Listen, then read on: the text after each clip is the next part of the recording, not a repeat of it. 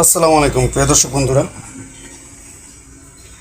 কথায় কথায় সংবিধানের যে একটা দোহাই দিয়ে বর্তমানে সংসদ সংসদ ভবনে একটা নাচানাচি শুরু হয়ে গেছে, তাও এমন একজন ব্যক্তির কাছ থেকে যার নামের শুরুতে শিলং শিলং সালাউদ্দিন আসে।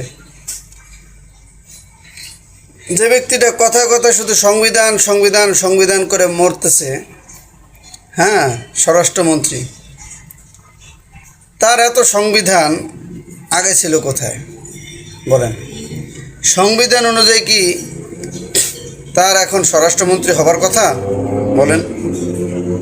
রাতের ভোট চুরি করে, ওভার রাইটিং করে আজকে আপনারা দেখাচ্ছেন জাতিকে যে আপনারা 51% ভোট পেয়েছেন। আসলে তো 51% না, আপনারা তো কোনো পার্সেন্টই নেই আপনাদের ভোটের তো কোনো পার্সেন্টই নেই।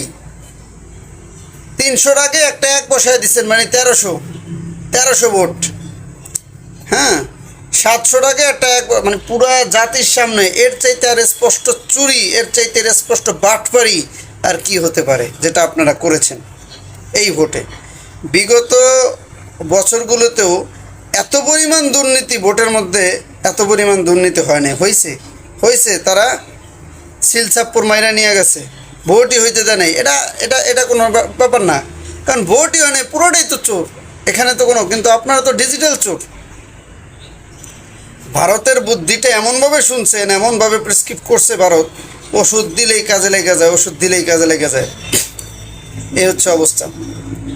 আর সংবিধান আপনারা কি বেগম খালেদা জিয়ার চাইতে কি বড় বিএমপি হয়ে গেছেন?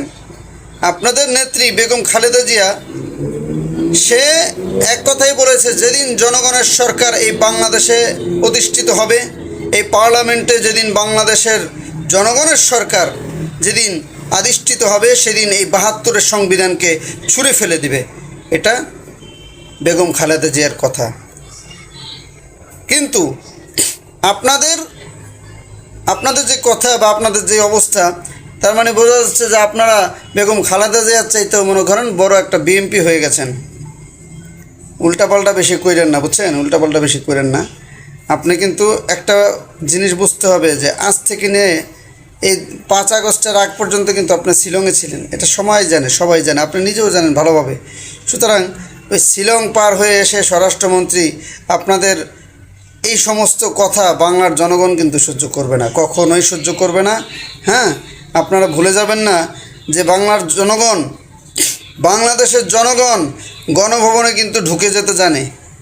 আগে জানতো না, এখন কিন্তু তারা অভ্যস্ত কীভাবে করে গণভবনে ঢুকে যেতে হয়, কিভাবে করে তাদের হারানো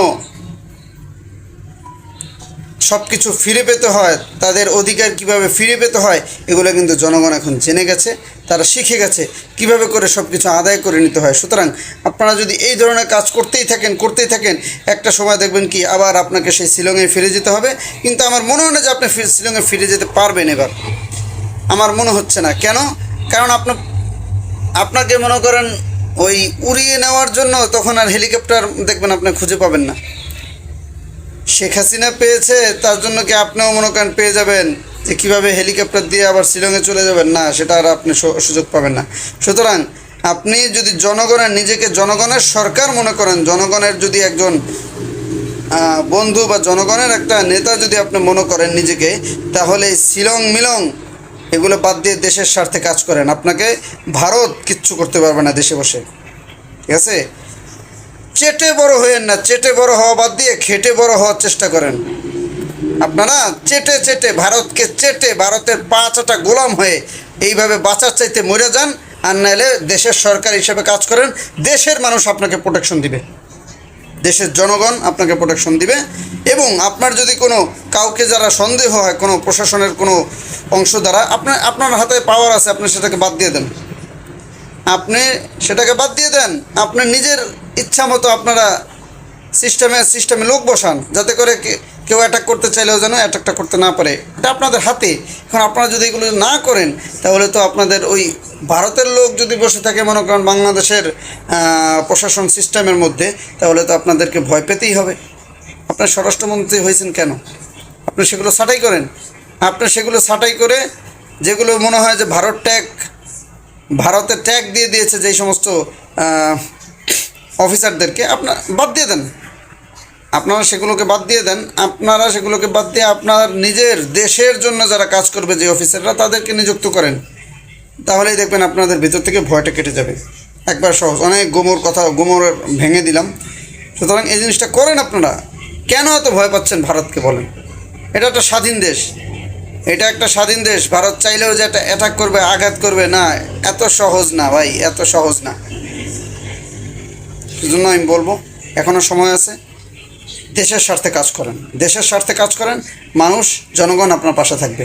কিন্তু দেশের স্বার্থে যদি কাজ না করে, দেশের স্বাধীনতা সার্বভৌমত্বের জন্য যদি আপনি কাজ না করে, তার বিপরীত, তার এগেনস্টে যদি আপনি কাজ করেন বা কাজ করার যদি চেষ্টা করেন, তার এগেনস্টে যদি কোনো কথা বলেন, কথা তো বলতেই আছেন, এগুলো এই কথা অনুযায়ী যদি মনে করেন আপনারা সেই আমল শুরু করেন, সেই কাজ যদি শুরু করেন, দেশের মানুষ কিন্তু বসে থাকবে না, একটুও বসে থাকবে না। গণভবনে যদি ঢুকে যেতে পারে সালাউদ্দিন সাহেব, আপনার বাসা তো তার মানে কোনো কিচ্ছু না। কি আপনার বাসা কি গণভবনের চাইতে কি বেশি সুরক্ষিত আপনার বাসা বলেন? কখনোই না। সুতরাং এই জিনিসটা একটু মাথায় রাখবেন। খুব বেশি একটা দিন হয় নাই, কিন্তু ভুলে যাওয়ার কথা না, ভুলে যাওয়ার কথা না। আজকে গণভোটকে আপনি বাদ দিয়ে দিচ্ছেন। হ্যাঁ, গণভোট বাদ দেওয়ার আপনাকে, গণভোট বাদ দেওয়ার আপনাকে, আপনাকে নতুন বিএমপি নাকি বলেন? 2 দিন যাবত আইসা মনে করেন একটা গণভোট বাদ দেওয়া শুরু করছেন। ভারতের প্রেসক্রিপশন যদি বাংলাদেশ চালু করতে চান সালাউদ্দিন সাহেব, এটা বাংলার জনগণ মেনে নেবে না।